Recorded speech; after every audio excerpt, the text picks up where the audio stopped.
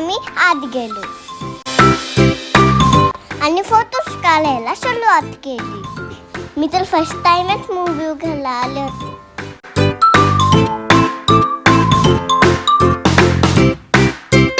थोड्या वेळात करून आम्ही थिएटरमध्ये एंट्री केली. हे आहे मी आणि बिट्टू दीदी, शर्वी दीदी आणि ईशू दीदी. त्यानंतर मूवी सुरू झाला. मूवी खूपच छान आहे. तुम्ही सर्वांनी नक्की बघा.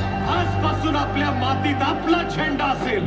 या मातीत आम्ही फक्त भगवा नाही, विद्रोह रोवलाय. सर्वशील धर्मनिष्ठ छत्रपती राजमहाराजांची